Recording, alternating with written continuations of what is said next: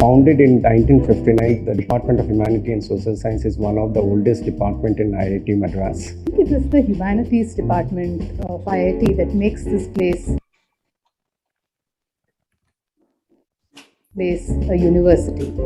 It feeds in multiple ways into the life of the campus and of its residents, and particularly its students. There are people from various cultural backgrounds and various linguistic backgrounds, and it offers so much opportunity to interact and learn from each other. This is unique to India, in fact, because it offers a broad liberal arts curriculum, and partly because we're such a multidisciplinary program, we also have the opportunity for both our MA and our PhD students to do interdisciplinary work. A lot of our greatest ideas have risen out of friendly conversations in cafes with our professors, and this nature of interaction is what makes the department it is. The basic objective of the department is to impart knowledge to enable the students to face the real world.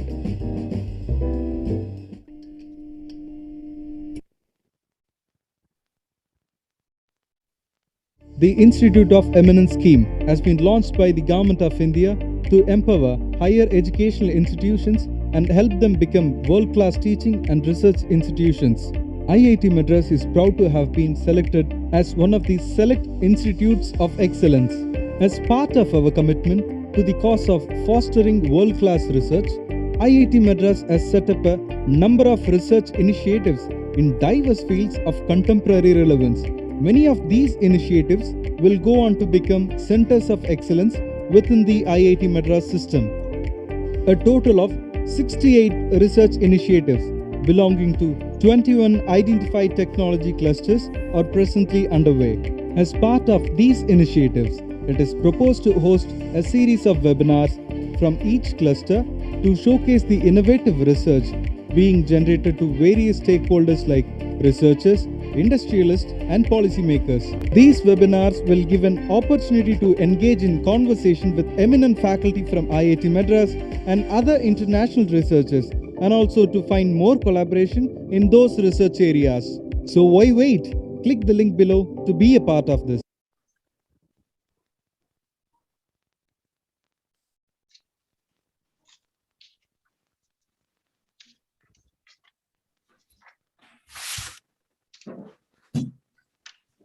A very good evening to everyone who is present virtually through Zoom and YouTube. My name is Ujjwala Koti from the Office of Global Engagement at IIT Madras. The Institute of Eminence scheme has been launched by the Government of India to empower higher educational institutes and help them become world-class teaching and research institutions. IIT Madras is proud to have been selected as one of the select institutes of excellence. So a total of 68 research initiatives belonging to 21 identified technology clusters are presently underway.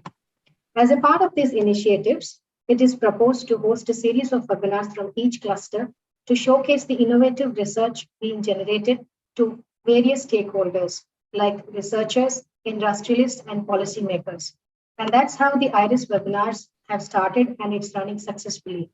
It's my pleasure to welcome you all to the 38th webinar of the IRIS webinar series. Today's webinar is on Optoelectronic Carbon Nanostructures Lab from the cluster Microelectronics and Integrated Circuits. So this research initiative project is being led by Dr. Jaita. Dr. Jaita has done her PhD in Tata Institute of Fundamental Research, Mumbai, on optical polarization anisotropy in semiconductor heterostructures.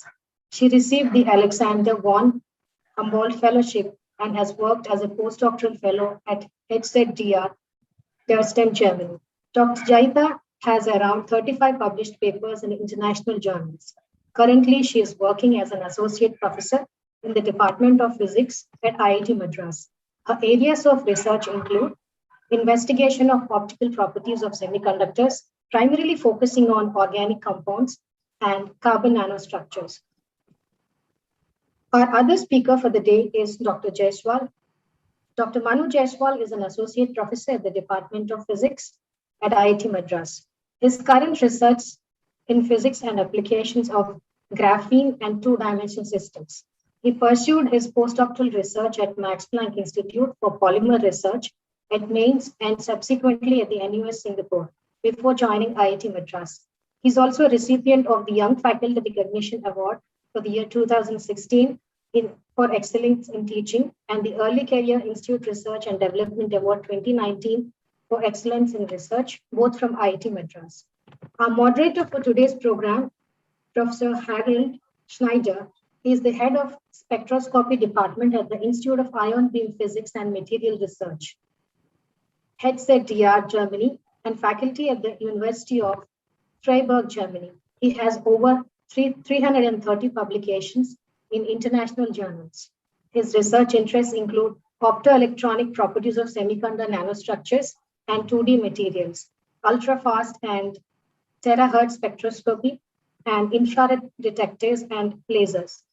Professor Schneider, we extend you a special welcome for today's session, sir.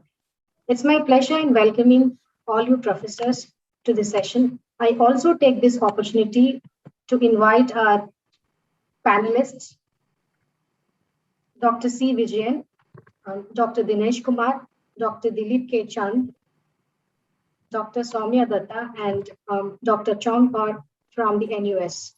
Over to you, Professor Jayata. Yeah, thanks a lot. Hello, everybody. I'm Joyita Bhattacharya, and today I'll be giving a brief overview of what we plan to do in this under this COE project.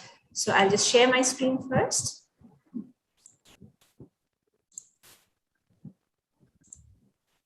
Am I audible? Yes. Okay, great.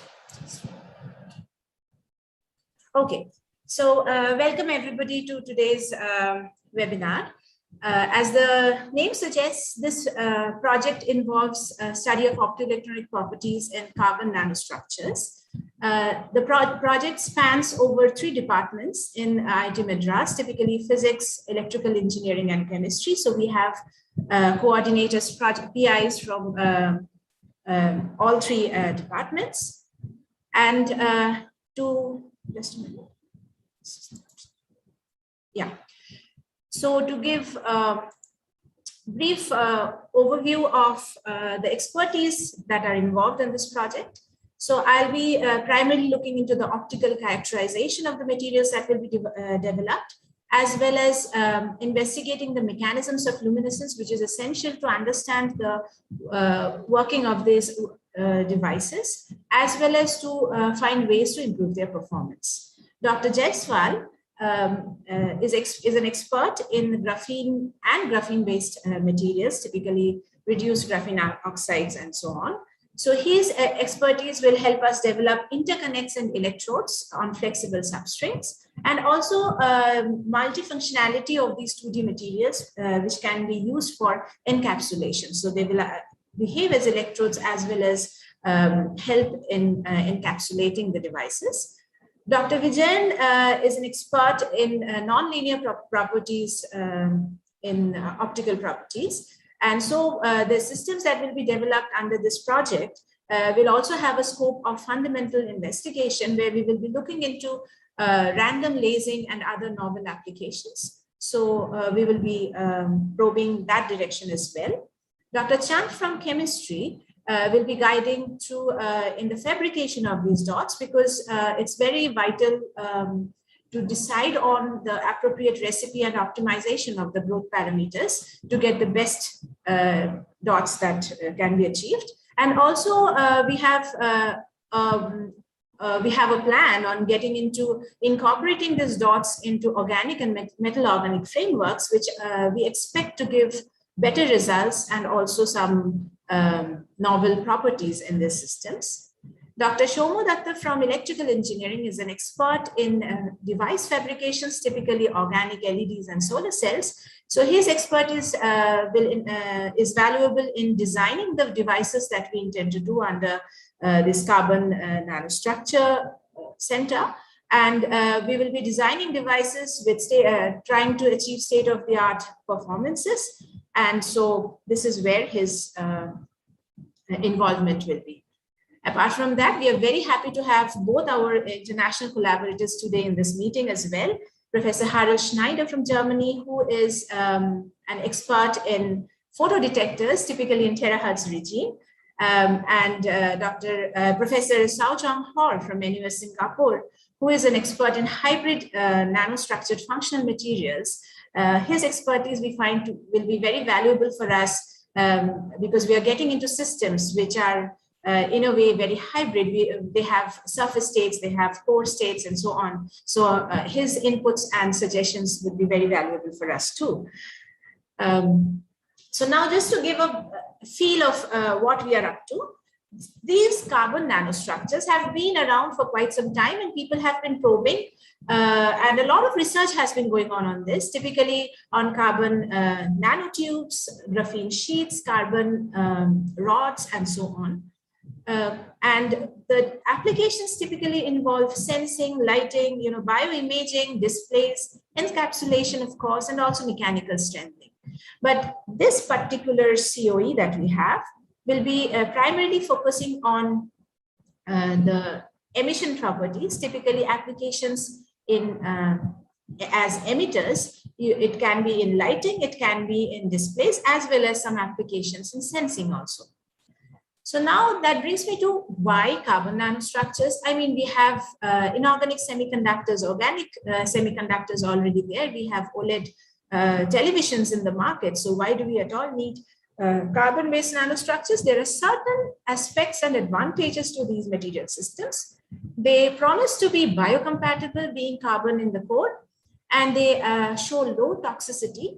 And all these typically get into bioimaging applications where you want to incorporate these materials in organisms, living organisms. They show good photostability. And another very important aspect is the low cost synthesis. So these dots or nanostructures typically can be prepared in a very simple, easy fabrication method because they come not as very nice crystals. They are typically, like amorphous powders, suspensions in a solution, and so on. The synthesis method is much cheap compared to the standard other fabrication techniques in other materials.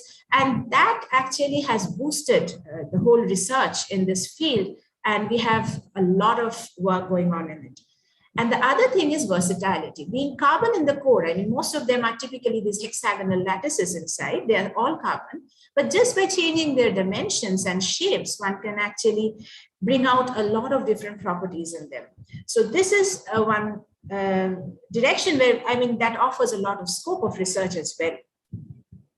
So I'll just briefly run through, the objectives of the COE. So currently we're working on the phase 1, where we intend to synthesize and also functionalize carbon dots. So our work will be focusing on carbon dots at the moment. And we want to have very good carbon dots, which are very high, which have very high emission efficiencies and also emission at our choiceable wavelengths. So one can tune them and we want them to be of a quality that can be actually further incorporated in devices. Other than that, there is also this, the other parallel direction we are working on is on graphene-based interconnects and electrodes. So we want to make, eventually in phase 2 at the end, there is an aim that we want to make all carbon devices. So we would need carbon-based interconnects and electrodes as well as encapsulation of the devices. Apart from this, the development and understanding in this field will help us also probe into novel properties and other applications which can be done with these carbon-based nanostructures. I'm not discussing phase 2 as of now. Phase 2 typically is the phase where we want to get into real devices and boost up efficiencies in them. So just a short, I mean, there are so many papers online. I mean, the publication based on carbon dots itself has gone up exponentially in the last 10 years, which is practically quite a new material system as well. I mean, it's 10 years back, people had really found out the importance of carbon dots, and then it boosted, and it's like exponential growth of the number of publications that come up. I just gave a shot. I mean, people are already working on it. It's a very active direction of work, and we also want to get in the flow of the stream and really push it forward. So that is the aim of this project, the center. And so I'll just give you a sense of like why carbon dots, or where we are and something like that. So carbon dots, which I have been mentioning for so long, it is practically a nanoparticle in that sense. So just it can be grown by very easy fabrication techniques, but the point is, by changing the parameters of growth, one can actually have a diverse various types of dots, carbon dots. Typically, for example, if you have a flake, a piece of graphene, for example, that is called a graphene quantum dot. If you have a stack of such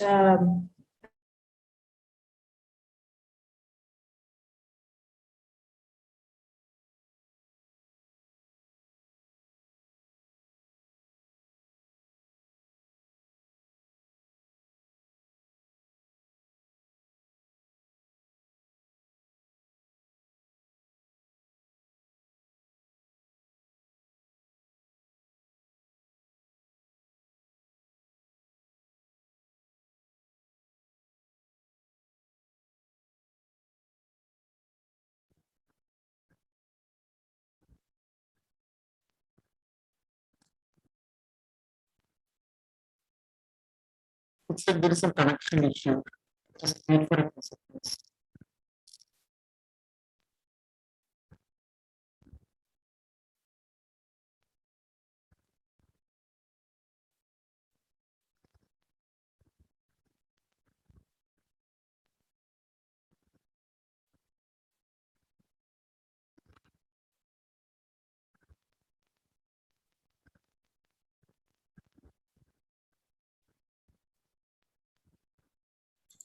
Sorry, I probably lost connection at some point. Yes, Got a loss of connection. So where did I lose? You can go back to that slide where you are having a diagram, where all these paper publication you showed. After that, the next slide started. Is this the one? Screen sharing is not visible. Share again. You have to start sharing again. Yeah. Ah, this one. Yeah, here you can go ahead. Okay, Yes. okay. So it's just suddenly, sorry, I'm so sorry for the interruption. I mean, somehow the internet connection went off. Okay, so I was talking about carbon dots. I mean, the versatility of just the dots. For example, as I said, you can have a piece of graphene, which is this hexagonal lattice, and that is called the graphene quantum dot. You can have a stack of these hexagonal lattice and have a piece out of it, and that is called a carbon quantum dot, where you still have some confinement effect because of the periodicity inside. And then, of course, you may also have a more amorphous matrix in which there are certain flakes of these hexagonal lattice, which is called a graphene, just a carbon dot, sorry. And then, of course, a more amorphous system, which is called a polymer dot.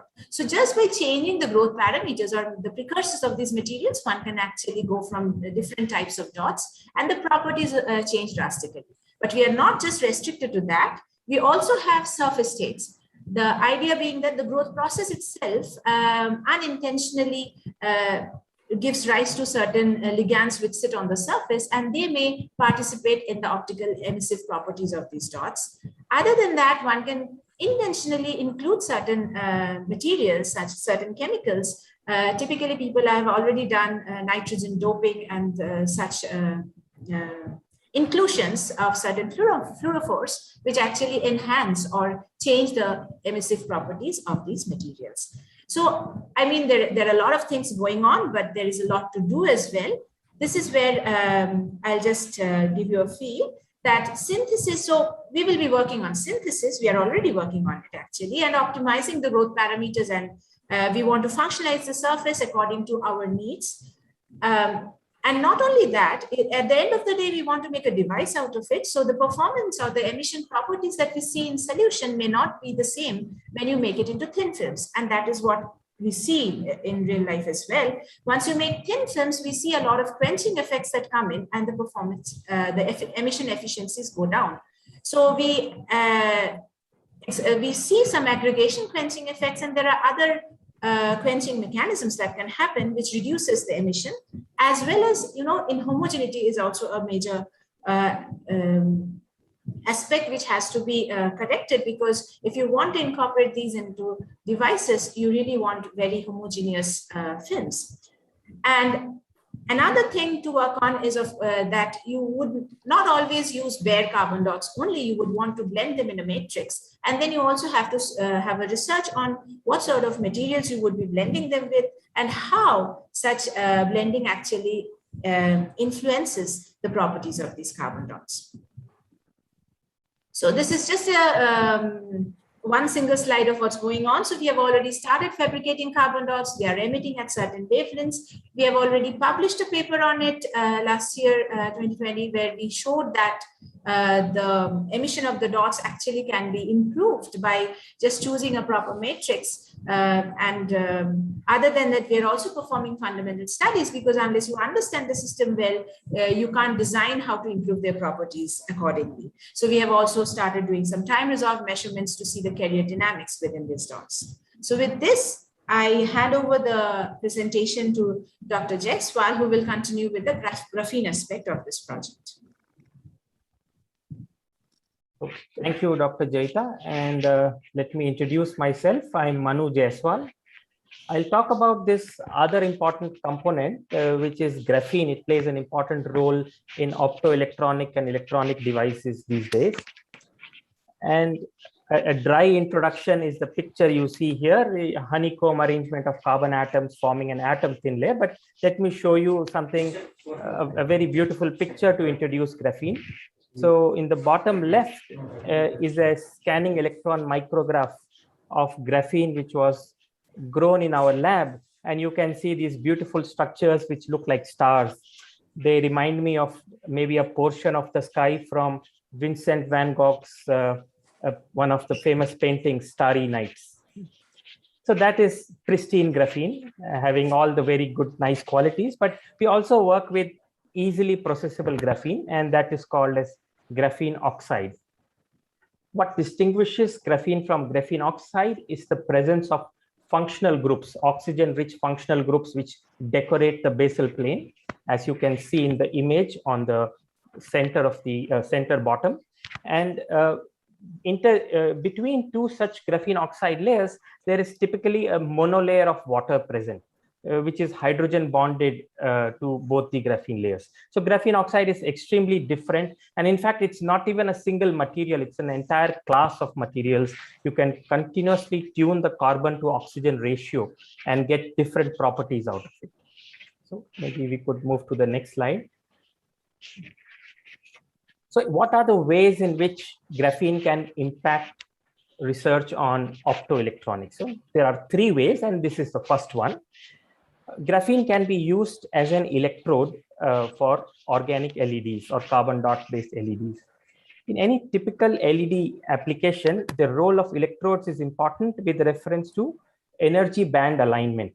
So you need one metal electrode, metal or a polymer, conducting polymer electrode, which has high work function, and another one which has low work function, in order to respectively inject holes and electrons into the emissive layer. These two different materials are used, but graphene, being a low dimensional system, has this unique property that you can tailor make its work function. And you can do that by bringing in contact different materials, such as certain organic molecules, which are electron acceptors, many different systems. You can bring it in contact with a single layer or a few layers of graphene, and you can change its work function. And as an example, we, in this graph which is shown here, we studied what happens when you bring in TCNQ, which is one of the organic molecules. You bring it in contact with graphene, and then we brought in various layers of another atomically thin material called MOS2. And you have that, you can continuously tune the charge distribution, you can tune the Fermi energy of graphene and measure it experimentally. Not only that, there are a host of very complex molecules, such as the ones shown on the right-hand side, big giant cage structures, long alkyl chains. We interfaced graphene with all of these and got very interesting changes in the Fermi level. And one or the others of these could be used as a means to change the work function, tune the work function for LED applications. Oh, sorry, the next slide, if you could change. Yeah. Thank you. So one other application of graphene in organic LEDs is with reference to encapsulants. And let me give an example which will illustrate what we mean by that. Methyl ammonium lead iodide is a very popular material these days. People have achieved consistently more than 20% efficiency for organic solar cells, which is tremendously high. And this change has happened over a very few years. Last few years, this has been developed. Now, if you take this material, it just degrades in ambient because it reacts with moisture. The chemical reaction is shown out here. And optical images of this system taken over few days interval are also shown, and you can see these color changes which correspond to the degradation. So we thought, can we protect it by providing a graphene coating? And we thought graphene oxide is very low cost and easily processable thing. So can we use graphene oxide? But the problem I already mentioned to you, graphene oxide has water in between the layers. And here you want to protect from water using an electrically insulating thing, which already has water inside. So what we worked on is a chemically engineered graphene oxide. And from becoming hydrophilic, it was made to become hydrophobic. And you can see the a drop of water, what kind of structure it forms on the graphene oxide surface. The one on the right side is repelling water, it's hydrophobic. Using this, we could operate photoconductors based on this methyl ammonium lead iodide under extreme humidity conditions and still get a stable response at 90% humidity. So this is one idea which could also be extended to organic LEDs. And let me state that with reference to organic LEDs, which need to operate for 10,000 hours, which is about a year's time, or organic solar cells, which need to operate for a year's time, these requirements for reducing the water transmission rate and oxygen transmission rate, both of which are plotted on the graph on the bottom right, right? They are plotted on a log scale, and the requirements are extremely stringent. Compare it with what is shown on the top right of that graph. Moisture sensitive food, conventional LEDs, LCDs, they do not require so much of control on the moisture permeation. But when it comes to anything organic, you need extreme control. And so we hope to develop some form of graphene which will control water permeation into the system. Next slide. Yeah. So the last way in which graphene can be part of these optoelectronic devices is in the form of stretchable interconnects. And if a picture is equal to 1,000 words, then I believe a live demo is same as 10,000 words. So I'll show you something very quickly. I have stretched a piece of polymer. This is nothing but ordinary grocery polythene sheet. And you can see if I stretch it in one direction, you get wrinkles which are oriented, all of them along the same direction. So this is a phenomena which is common across a wide spectrum of materials. Shown on the top left is a polymer. The next structure on the top row is single layer graphene, which has been experiencing some strain. And then turned around is a curtain which is being pulled down. And all of them look the same because they obey the universal law of scaling law of wrinkle formation. Graphene oxide also does. But what we found, when you make graphene oxide in the form of thin strips, as shown in one of the bottom images, then the direction of these wrinkles completely changes. When you stretch them in one direction, the wrinkles are orthogonal. And when these interconnects snap at very high strain, they don't come back because they fold over at the places where wrinkles are formed. And that explains irreversible response, irreversible electromechanical response of graphene oxide interconnects when you go on reducing their width, and which is shown in the graph on the bottom right. I'll also conclude by talking about this image in the top right, which was one work we did together with Professor Shomo Datta, who's also part of our team. We developed graphene interconnects, very thin interconnects, which could be brought down to a micron size and can be transferred to arbitrary substrates. And this work was published last year. So that brings me to the final slide, where I just conclude by saying that we have given a glimpse of the kind of work we do on these areas of carbon dot emission, as well as using graphene as components in the optoelectronic devices.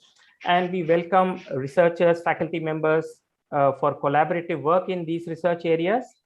There are also opportunities for students and postdocs. If you are a fresh PhD student who has an expertise in these relevant areas, you can apply for postdoc to our center. And prospective PhD students can look for research in these areas, undergrads, master students. They're also welcome to pursue projects. You can just write to any one of us. Email IDs are provided here. And thank you all for your attention.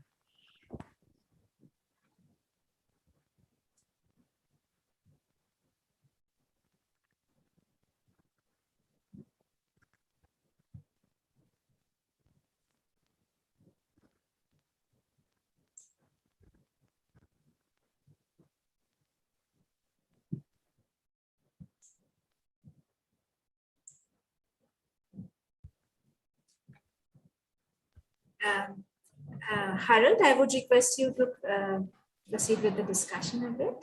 Okay, so first, many thanks to the two presenters for their very nice presentation. There came in a few questions. So first from Arindam Chanda, does the extinction spectra reflect any spectral features of carbon dots? So yeah, I mean, by extinction spectra, if you, so extinction spectra, if you mean absorption spectra, I mean, if it's extinction coefficient you want to talk about, of course, they have a very UV shifted absorption. And emission, however, has a very large Stokes shift. Okay, so, and that depends also on the surface states. I mean, it can range from UV to blue to green to even red. I mean, there are publications where just by tuning the wavelength, I mean, for the same dots, you can treat them, if you make them aggregated, they tend to emit in red, while if you make them dry or disperse in ethanol or some other solvent, they emit in blue. So there's a very huge contrast, but typically their absorption happens in the deep UV. Yeah. And how can we update the usage of carbon nanotubes? Exactly. Yeah, that's so he's asking on carbon nanotubes. I think that's not part of your project. Yeah. So as of now, though the topic involves carbon nanostructures, I mean, we have, it's not so generalized as of now. We have just started with carbon dots yet. We have not moved into carbon nanotubes as of now. I mean, there has been a lot of work on carbon nanotubes already. Thanks, Harold. And we can continue maybe? Yeah. Yeah, so this type of structure that happens with graphene oxide, I mean, if you stretch graphene, you have these wrinkles. What happens if you stretch this graphene oxide? Right. So when you stretch anything, as I have shown, all materials obey this universal law of scaling for wrinkle formation. And after the wrinkle formation, when the strain is further enhanced, you have crack propagation, which is also quasi-periodic. So you have quasi-periodic wrinkles, and then you have quasi-periodic cracks, which are orthogonal to the wrinkles. When you make the same with graphene oxide, you also get the quasi-periodic cracks. But the orientation of wrinkles, when you go on decreasing the width of the graphene oxide, when it becomes, the width becomes comparable to the original width of the wrinkles which form, then somehow the system prefers to go in a different energetic configuration, with the wrinkles now becoming orthogonal to their original direction. Once that changes, and now you have, say, a crest or a trough, you pull it, then it tends to fold over the entire length of the width, over the entire width of the structure, and that causes an irreversible breakdown of the interconnect. Thank you, Mr. Harold. Yeah, and so another question about the applications. Do you expect an improvement for solar cells using? Will there be any improvement in solar cells using? Right. So, although we are not in this part of this center, we are not really working on solar cells, but a lot of groups have worked on solar cells, and they have used graphene as electrodes. Some of the advantages are related to energy level alignments, and you can tune the work function of graphene. Apart from that, the flexibility. So for when it comes to flexible solar cells, you can subject it to number of bending cycles, which is not possible with inorganic materials like ITO. So what you get out of graphene is also it's a transparent conductor with tunable properties, and it is being extensively used for solar cells. Thank you, Professor Schneider. And about the use of other materials, the question, why are we not using silicon oxide instead of graphene oxide? Silicon oxide and graphene oxide are like poles apart. They, apart from their oxide sitting at the end, they have nothing in common. So silicon oxide is a very brittle material, often in amorphous form. You may have it as a layer on what you call silicon dioxide wafers. You find it there. Even sand is silica. So you know the properties of SiO2 can be very different. Whereas graphene is a layered system with van der Waal interaction and has very exotic quantum properties. The silicon oxide is an insulator. So many ways they are different. I need to think in which way they are common. Okay, another question was on how graphene oxide can be made impermeable to water. Right. I think you addressed it, but the graphene oxide itself. Okay. So if you change graphene oxide and make it closer to graphene, then these layers come closer to each other because the functional groups are eliminated. And typically the spacing, once it is below 6 angstroms, because the size of a water molecule is 2.7 angstroms. So you need minimum 6 angstrom separation to accommodate a monolayer of water. So once you eliminate functional groups, water won't be there, but then you made it electrically conducting. If you want it to be electrically insulating and water impermeable, what we found is a dual interlayer spacing. That is, you cause a spatial segregation of sp2 and sp3 regions such that percolation of water and percolation of electrons is simultaneously blocked. You can block both of them. So more details are in the paper. I think Professor Schneider, we could refer the audience to look at the paper. Okay. So that's maybe another question, which is not on the materials, but can other universities, guys, can be involved here other than IITM? Yeah, I mean that. I mean, you can apply for projects. I mean, you can always write to us. We will see if we have something. Of course, we also invite university students. They come and do certain projects with us also. So that is one way to do it. Yeah. It's not restricted to IITM only. Yeah. Yeah. Harold, I'll pick up one question here. Could you explain how we can differentiate between carbon quantum dots, carbon nanodots, and graphene quantum dots? So as I told you, that the structure is very different. Okay, so graphene quantum dot is nothing but a small piece of graphene sheet. You know, it's a monolayer flakes of graphene. In fact, the way it is made is also you start off with the graphene and you go for a top-down method. You break it up into pieces. That is one way of making graphene dots. There are other bottom-up method also, like from chemical processing. But as I say, it's basically a monolayer of graphene, a piece of monolayer of graphene. And even carbon quantum dot could be multi-layer of graphene, but you still see the hexagonal pattern inside in the core of the dot. While carbon nanodot typically is carbon dot or carbon nanodot, as you call it. It's more like the carbons are not so well arranged inside the core. let's say in chemical synthesis, you're generating some pieces of carbon, but they're not actually arranged in that hexagonal lattice. Only certain portions are there which probably replicate a lattice structure. So the main property, I mean, one of the differences in their optical responses come from this pattern of the core. And so in all these, wherever you see these well-arranged lattice structures, there is some quantum confinement effect that is seen. So the shape of the dots actually also change their emission properties if the emission is coming from the core. Okay, there are also other emission features which is coming from the surface.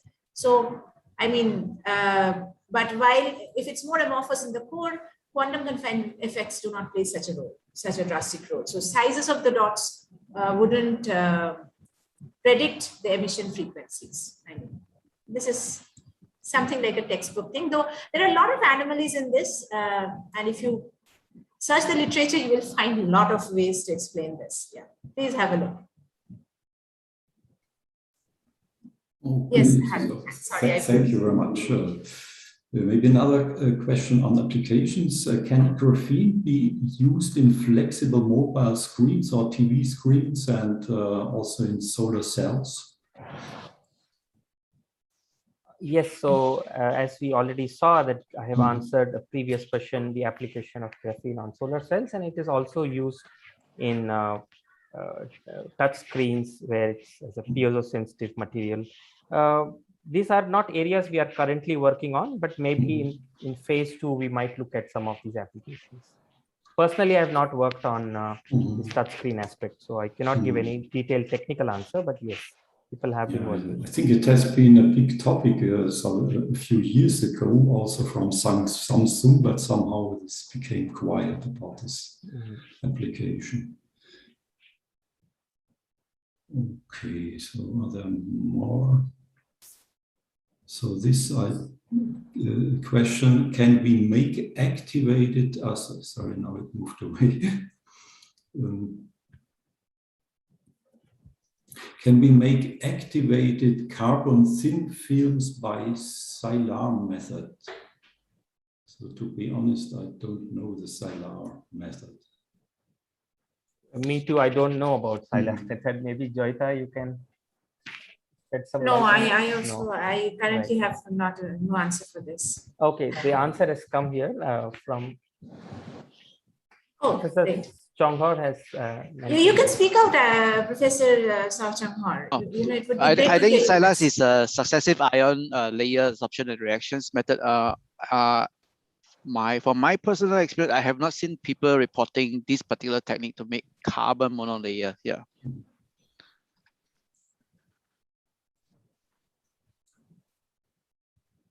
Okay, so I think. Okay, yeah, that's maybe an interesting one. Yeah. I have heard, Rohan Saraswat says, I have heard about the development of perfect black body.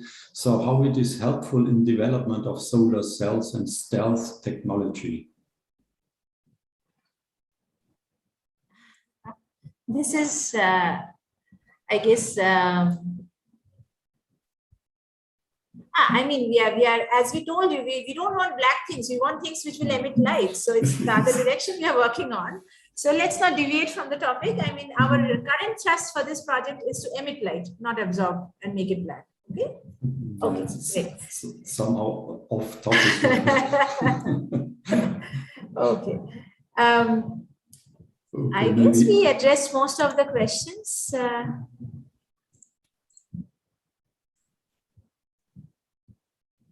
Yeah, maybe more.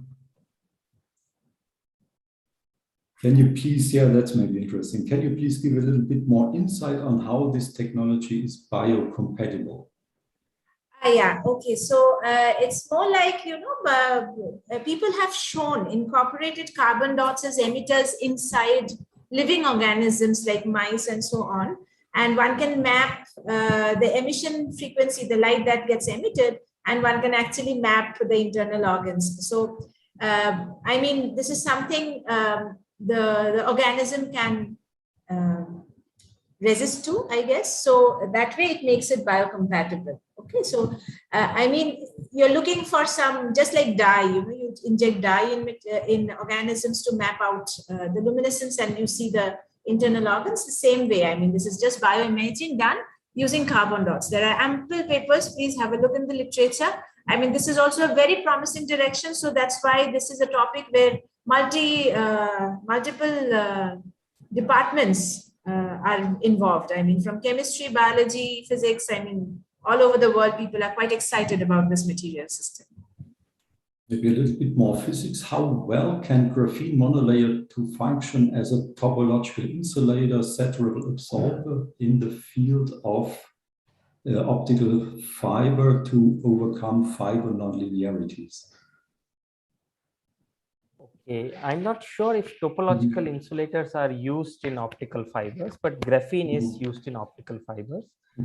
The synthesis methods, I am aware of that people have used CVD graphene, for instance, because you need to have mass produce. You can't go with a Scotch tape and put on an optical fiber. So I remember one of my colleagues used to, take a cross section of a fiber and put a layer of graphene on top, and then see how some of these properties change as a result. There are a lot of literature papers on this, and it's not a topic I worked on, but if any of the other colleagues here can shed light, it would be good. Yeah, so I think it's also for some applications like mode lock lasers, you can do also achieve mode locking using graphene as a saturable absorber. Okay, I guess I think we addressed most of the relevant questions. Harold, you think so, or there are some? I also think so. So I would request maybe you can make some comments on the project right now. Maybe something you want to discuss, tell us. Yeah, I think it's quite an interesting topic, of course, very timely, and also with promising applications. And of course, there are many groups working on that topic, and this will open up also a lot of opportunities for collaborations, both, also international for sure. Thank you. And I would request Professor Sao Chang Har to make some comments, some suggestions. Yeah, thank you for inviting me. I think this is a very exciting topic because the material system is very, very interesting. You already mentioned, right? So by doing some kind of a combinatory hybrid form of this kind of system, and you can really engineer and tune its properties for various applications. So I'm very excited. I actually look forward to work together with many people, many scientists here. Yeah. We are very happy that all you are here. You and Harold has joined the meeting. I mean, we are happy. Thank you for inviting. Thank you for inviting me. Yes. Yeah. Thank you so much. Thank you. And I would just, so and just maybe a couple of words from the other coordinators. I mean, Dr. Dilip Chand, would you like to say a couple of words? Yes, we are happy to see this project going well. And there are so many attendees, and they have asked the questions, and they have reasonably answered to all those things. And I'm happy also to see our international collaborators and moderator, Professor Snyder and Professor Howard. And let's hope that we will be able to do good work, and we'll be able to give back something to the society as soon as possible. And Dr. Vijay, some words, please. Very happy to be a part of this program, this project. It is towards the end of my career as a researcher. So I'm very happy to see that this thing is such a nice thing has emerged, something like a climax. And we do hope to do well in this project. We need a lot of younger people to come in, postdocs, students, and all that. And the institute is actually, I have seen the institute for several years and how the research facilities are developed, and international collaboration also has developed with our collaborators also helping us in the exchange of students and all. So in that scenario, working in a frontier area like this is really fascinating and challenging. Thank you. Thank you all. Can I request Officer G that we should wind up the meeting now with everybody's permission? I think, is that fine? Yeah. So I think we have addressed. I mean, for any other questions, please write to us. I mean, we are always free to answer you. I mean, please write to us. We'll respond surely. To all the students and participants online, please write. Yeah. Shall we stop? I think thank you all. Yeah. Thank you, Dr. Jayda. Thank you all the distinguished panel members. Thank you all. Thank you very much.